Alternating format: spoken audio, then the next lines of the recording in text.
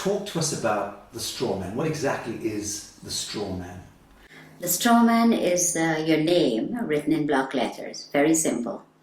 It was done at birth. What the government did, or the corporations now, not government, what they did is they took your birth certificate and made a second birth certificate with a trust, a Sisti QV trust.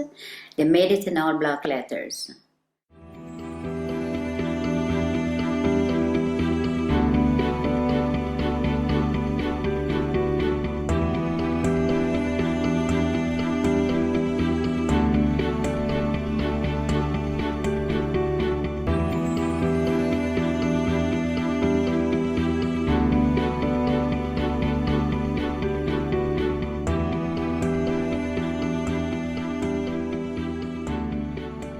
And for them to interact with you, they have to interact with you as a fiction, because they're all corporations. Corporation cannot interact with real people. So they made a straw man. They call it a straw man because it has no soul and is spiritually dead. So let's break this down. You're born in the hospital room. A certificate of live birth is issued. What happens is that she has to register the child's birth. She has to go to the registration office and register. If she does not register, she will be taken to court, according to what the law is saying.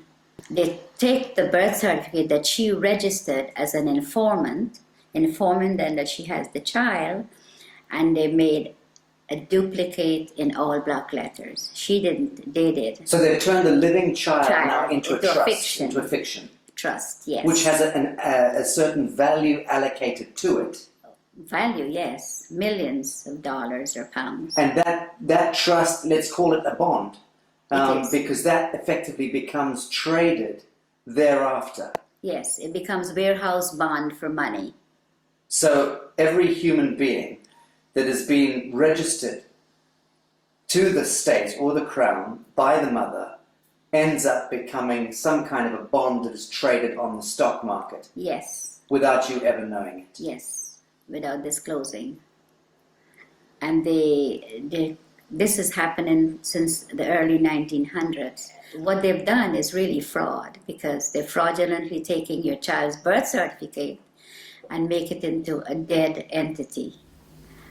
The dead entity birth certificate is making billions of pounds or dollars, depends on which country you're in. So your straw man is considered a dead entity, and the corporation can interact with it. If you have to go to court, it's not going to be in your real name because they don't have it. All they have is the dead entity, and they interact with that.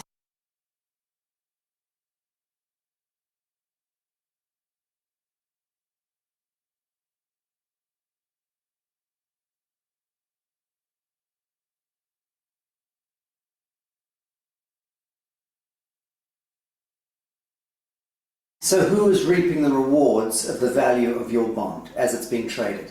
I would say the Federal Reserve, which belongs to the royal family, and the HMRC, IRS, these are the people where your money goes once you are registered. The mother register you, that's where the money goes, to them.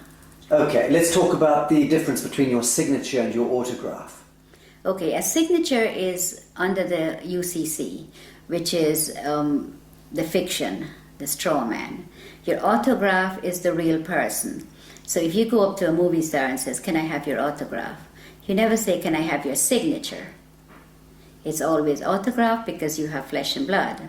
Signature is what you're signing every time they can go into your account and take money. And every time you do sign a piece of paper, you can bet that that signature of yours is being monetized, securitized. It is. By the banks, by everybody that you, wherever you sign, credit cards, everything that you sign, they're getting funds off your trust fund from that birth certificate. Okay, so fees and all sorts of things, and invisible costs are being discharged against your birth bond in that sense? Yes. Without you ever knowing about it? Without you ever knowing about it, yes. It was never disclosed to you.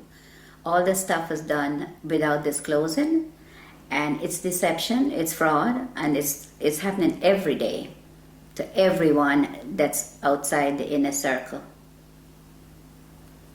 Okay, let's talk about the court system, because invariably your signatures lead you into a courtroom at some point, you know, whether it's for, and under the aegis of the court system, whether it's a marriage, a birth, a death, a registration of land, whatever.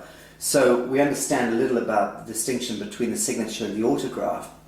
What exactly is a court of law? Well, at the moment we don't have a court of law.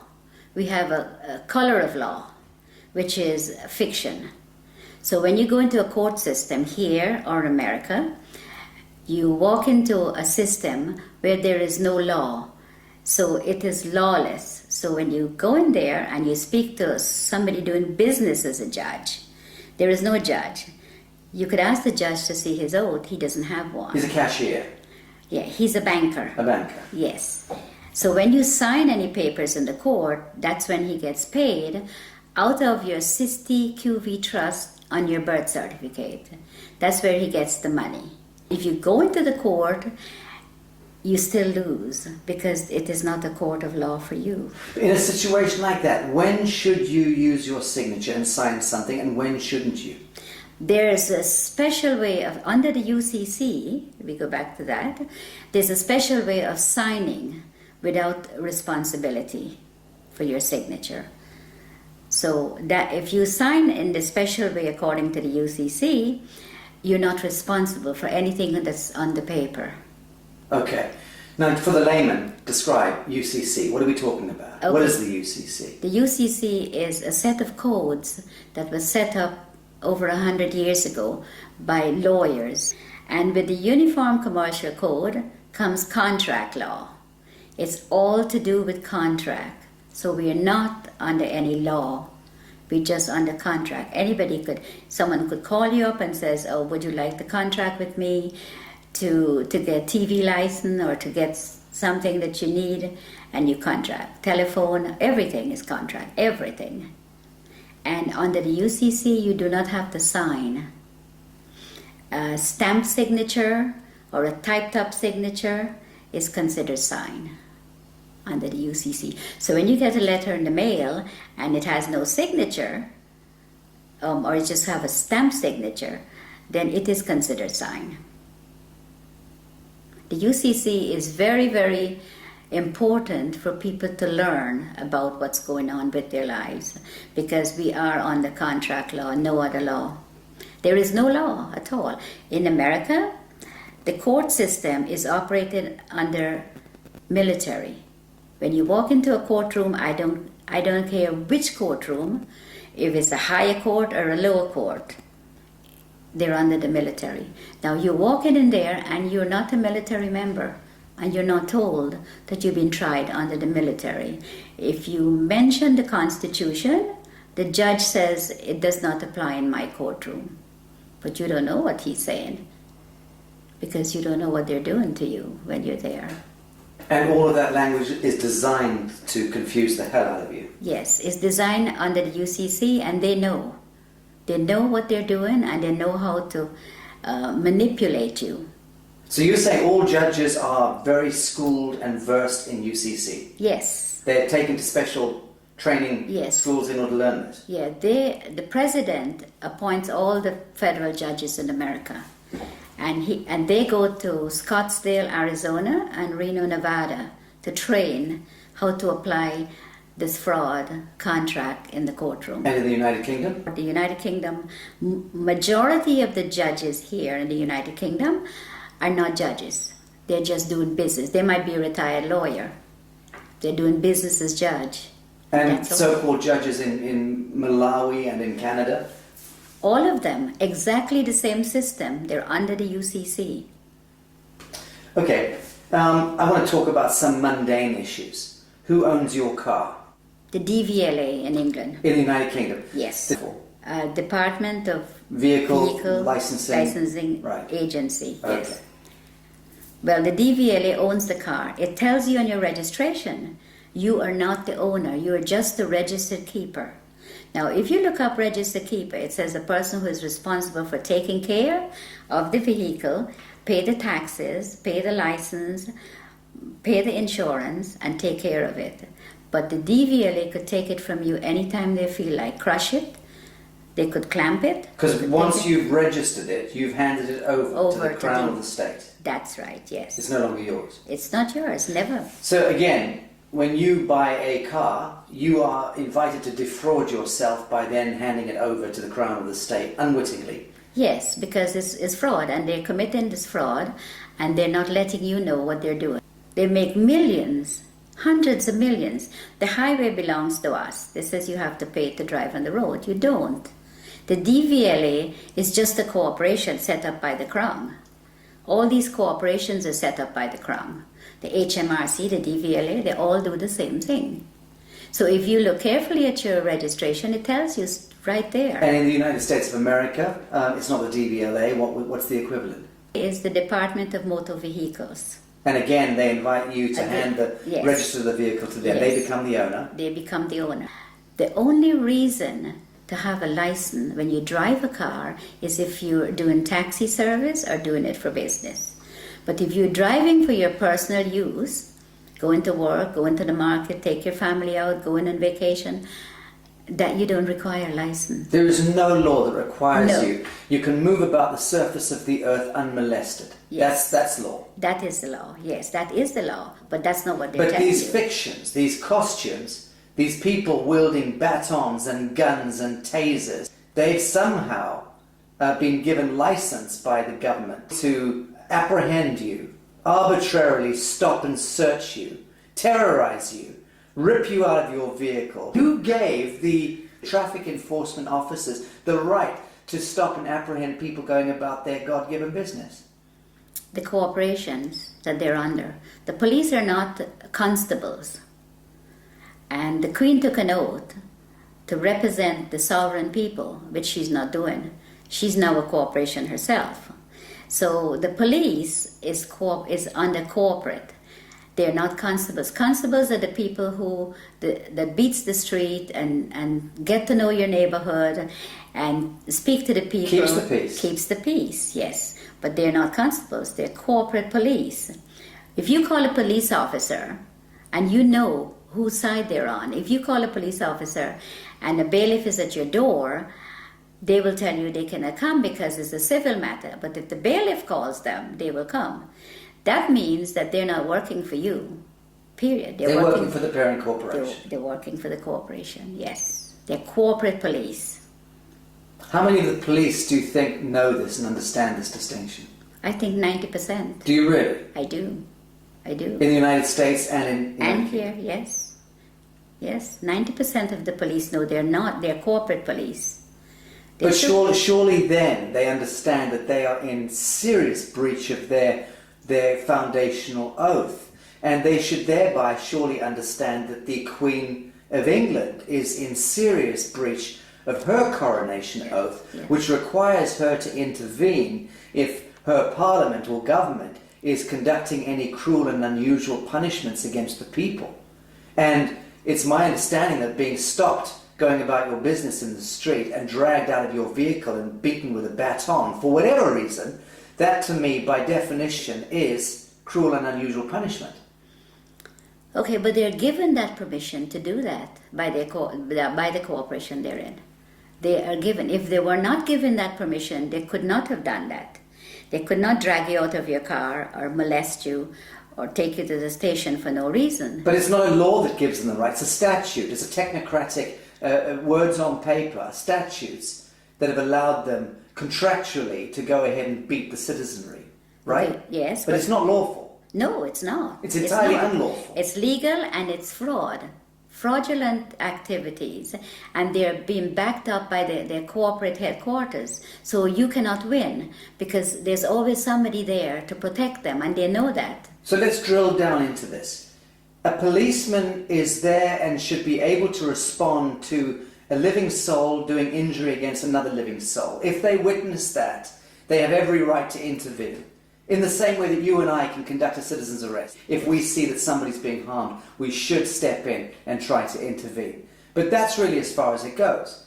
They have no business trying to commercialize human beings and penalize us for walking across streets or for not stopping at an amber light or whatever. All of that stuff is just nonsense dreamt up by the corporation. It is. Right. Yes, it is. It's all fraud. Everything they do. And that's why they're giving the opportunity to do this to the sovereign people. Because the sovereign people are ignorant of the Uniform Commercial Code and contract law and how these people operate. They go into the court and they do the same thing. You tell them, don't go, even if you don't go into the court, they still fine you for the same thing as if you go into the court. But if you go into the court and the police takes you there, then you never win unless you know the law. And they know that you do not know the contract law and that you're under contract and you're walking into a trap. You go in there and the police or whoever is going in there with you, it's always they're the ones who win. You never win. Let's, for instance, say you're driving down the street, you have not hurt anyone, and you got stopped by the police. And the police breathalyze you and says, I have to take you in or I have to fine you. Or both of those. Who did you hurt? Who did you hurt? Who are you going to be paying this money to? You didn't hurt anyone. There's no victim. There's no victim. You have to be a victim under the common law. For there to be a crime. For there to be a crime. It's as simple as that. It is as simple as that, because to give you a ticket or to book you and take you to the station, who did you hurt? There is no one that you have hurt. That's just a commercial penalty. It is a commercial penalty. Okay, so we're getting the picture here that the court systems, the justice system, the policing system, all of these systems are designed to commercialize human beings, harvest them monetarily. Yes. Right. Yes. Very, very little of that expenditure, that energy goes towards keeping the peace.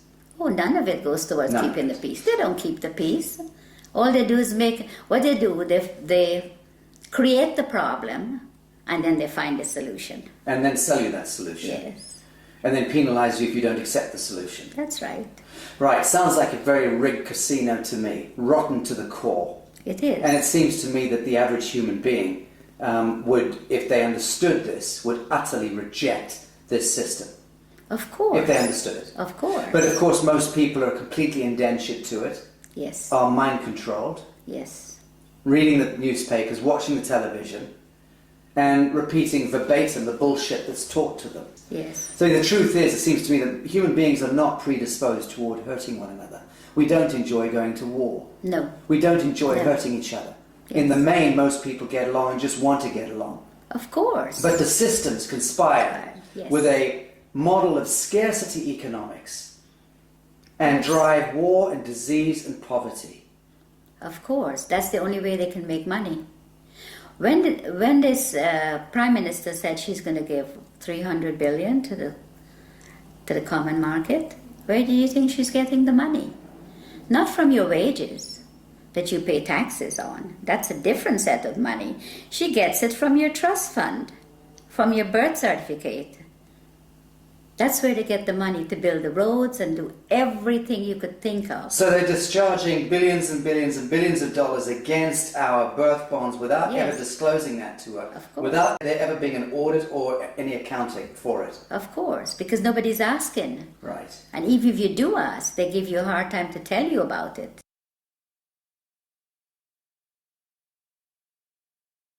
So if you try to go and discover your own birth bond, let's call it that, and you try to discover the true value, how does one go about doing that?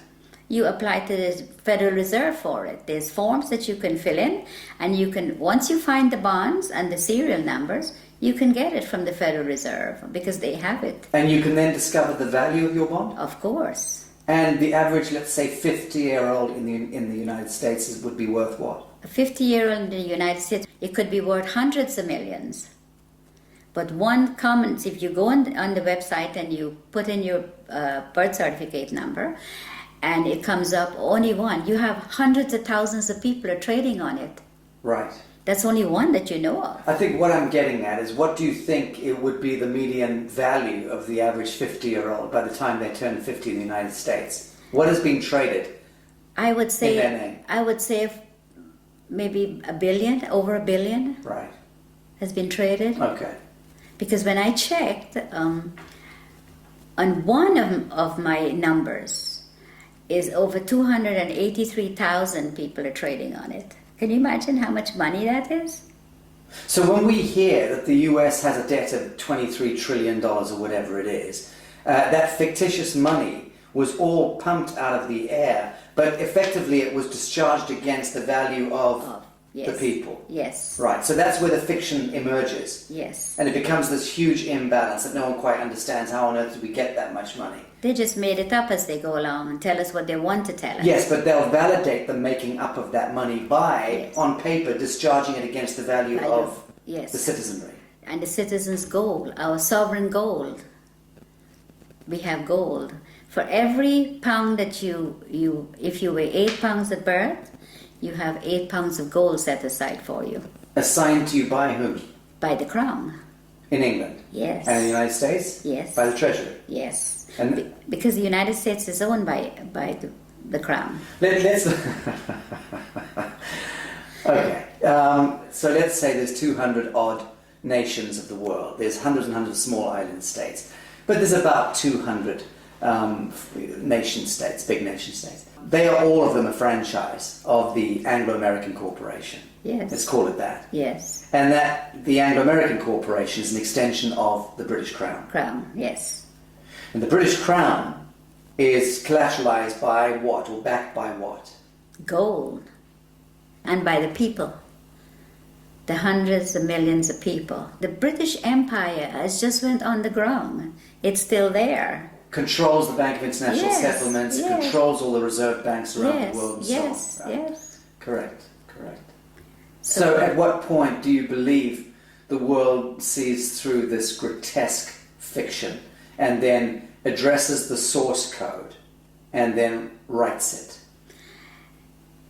I think if people get to know what the UCC and the contract law does, and your straw man is your main problem. Once you can control your straw man, and it is yours and not theirs anymore, then you're in the right This is path. beautiful what you just said. You're talking about reclaiming the fiction that was established, Yes. the false light. Yes. Reclaiming the false light that was established in your name, Yes. given your identity, so to speak, at birth, Yes. without your knowledge. Yes. You're talking about us needing to reclaim that false light and step into ourselves, our true selves, Yeah. as a people of the world, Yes. in order to reclaim reality from the fiction. Yes. That's powerful.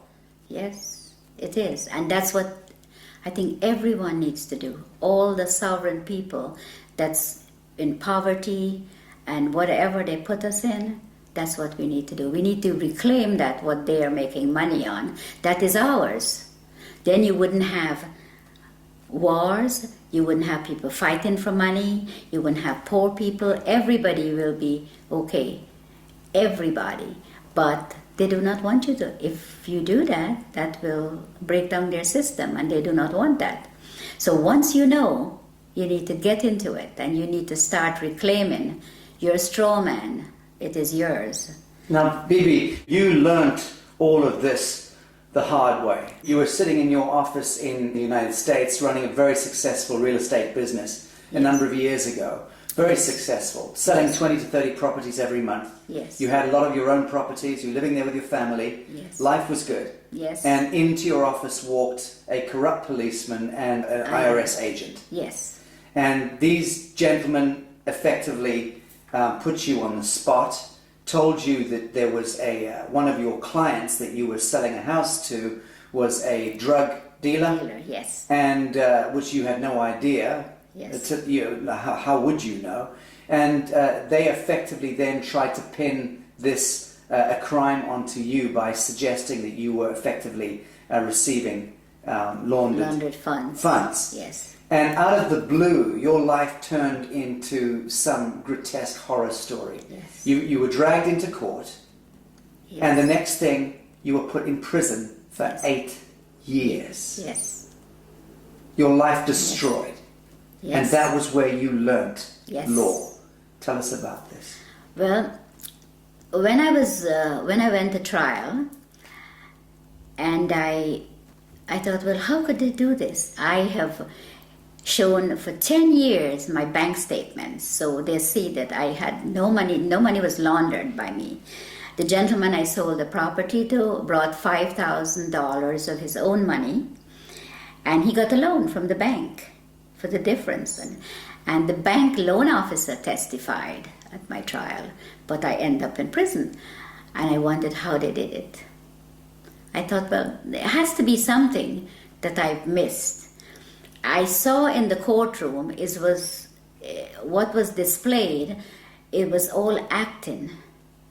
Like everybody, like we were in a theater, and they were acting, and I was a victim. Role playing. Yes, the lawyers, the prosecutor, they were all. My lawyer guaranteed my freedom, and I got sentenced to 8 years. Now, when I got locked up, my main aim was to find out how I end up there. And I had over $1 million of real estate paid for, money in the bank. My children finished university. We were in a very comfortable, very hard-working family, very comfortable position. And I thought, no, it has to be something wrong, something they did that I couldn't see. And for every single day, for 7 years, I learned every single day. Christmas, birthdays, every day. You studied. I studied. You studied law.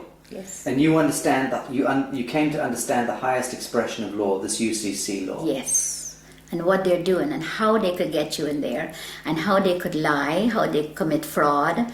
And they all thought they were all laughing when I was found guilty, like, well, they get paid, you see. I didn't know, lots of money. I didn't know at the time. And these people, I was in the prison, and there were hundreds of women that were there that was in the same position as I was.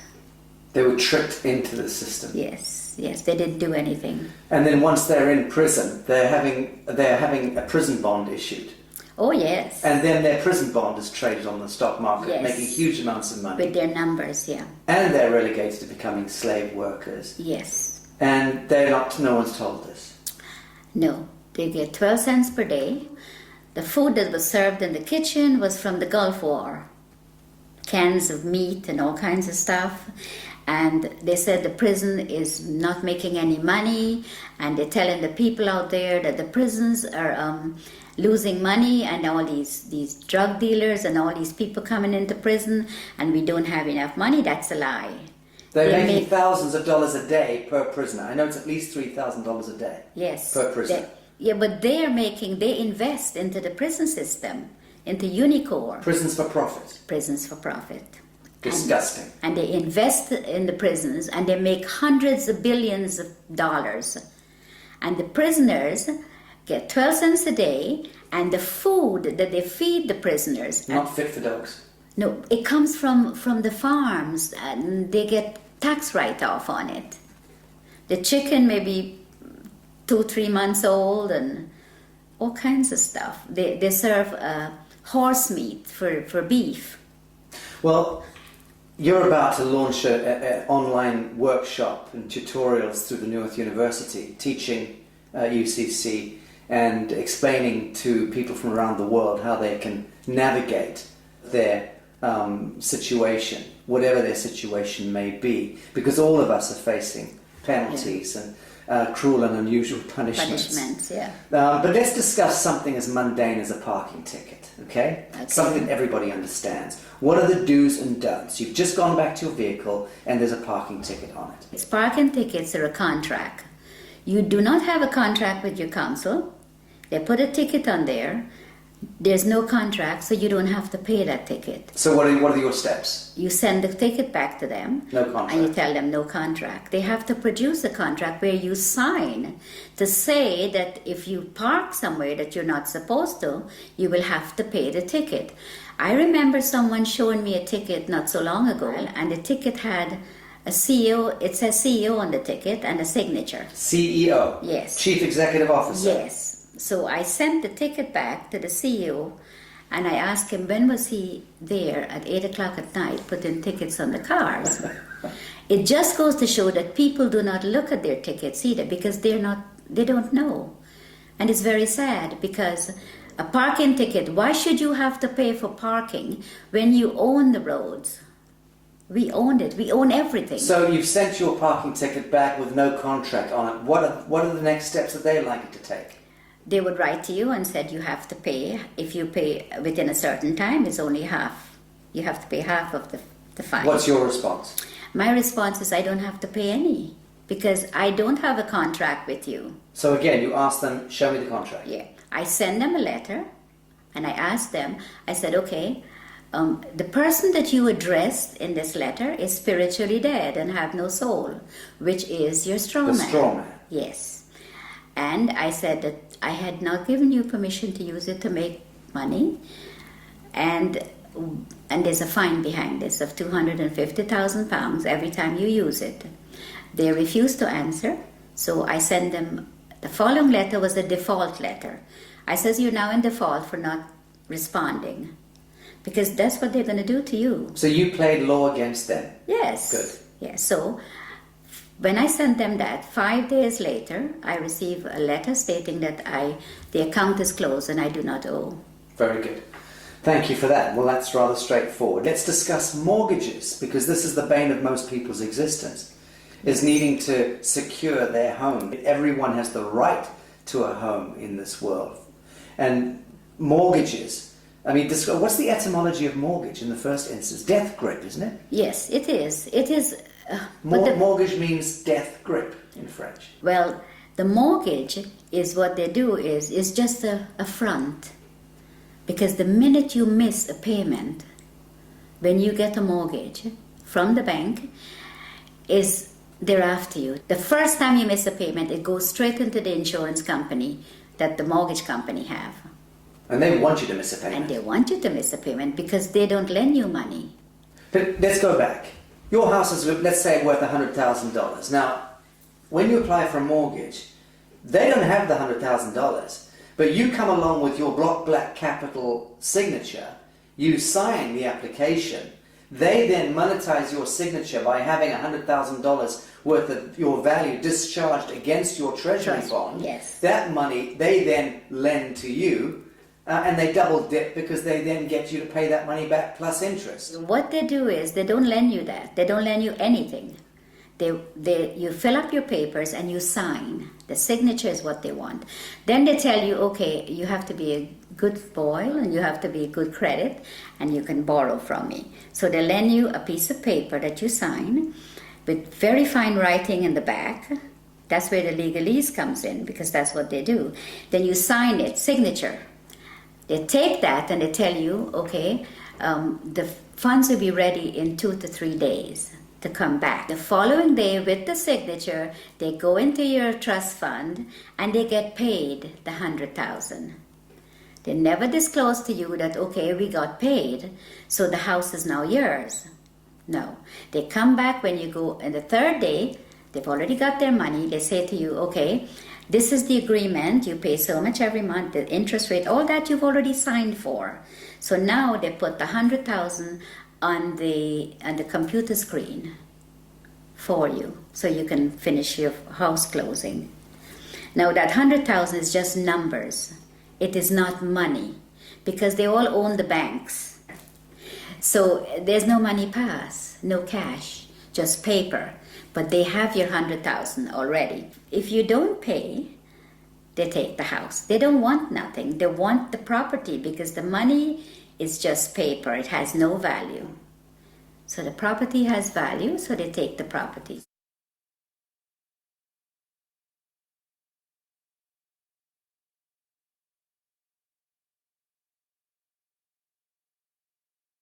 So let's talk about allodium title. What is allodium title? Why is it so important? Okay, allodium title is important because you do not own the land. They tell you it's freehold, but it's not freehold. The land is owned by the Crown. All the land in England. I'm a farmer in Minnesota, and you're saying that my land is owned by the Queen. Yes. I'm a farmer in Mozambique, your land is owned by the Queen. The Queen of England. The Queen of England. She owns all the land. So what happens is you own that piece of brick that's sitting on it that they call freehold or your house. You own that. You don't own the land. So the land, the allodium title, is to own your land. So you can put a sign up and says no trespassing, private property. When you put that sign up, you have to own the land. Because owning the house doesn't mean anything. It's the land they want. See, the bank takes the house, which is part of the crown, and the crown owns the land. That's how it works. And you don't own anything. Ever. Ever. You are just a mere user. So long as you are acting as your straw man. Now, when we reclaim ourselves from this fiction, and we do it as a people, many of us do it. Yeah. What then do you see? How do you see the dissolution of government, the dissolution of this behemoth, this Molochite monster that has taken over our lives, indentured us into bonded slavery all around the world, 7 billion souls, owned and controlled, indentured to a couple of hundred National Reserve banks themselves, indentured into the Bank of International Settlements, that controlled through the US Treasury, the Federal Reserve, the IFC, the IMF, the World Bank, and so on, back to the Crown of England, and behind that, the Vatican. So all of that grotesquerie, that fiction, when do you see us as a people of the world reclaiming real reality from that fiction? And how is that likely to play out? I think if people get to know and they come together, it doesn't take hundreds of millions. 1 million sovereigns get together can make a hell of a lot of difference, because the word spreads from one to the other. And once people get to know that this is what is being done to them, it's going to be like wildfire. Once people get to know the law, what they're under, and what they're doing to them, and how they're making... You see, they make things to distract you, like the news and all this fake, all this stuff, television, and this is what they do. So once people can get together, if 100 people go to the bank and all keep taking out £100, before the end of the day, the bank will close. It's very simple if people get to understand what's going on. And it would be good for them to know, because we need to stop this. We need to stop what they're doing to people, hurting people for no reason, put people in poverty. And by they, we're talking about the parent corporation. The parent corporation, The yes. banks and governments and the justice systems all working to penalize and harvest humanity. Yeah, they're in bed together, everybody. They said, if they send you to the Citizens Advice Bureau, don't even bother to go, because they're working too with them. Everybody they have in their pocket. And it's very sad, because people will do things to other people for very little money. Are you hopeful for humanity? I am, very much so. Bibi Bacchus, thank you. I love you. I do love you.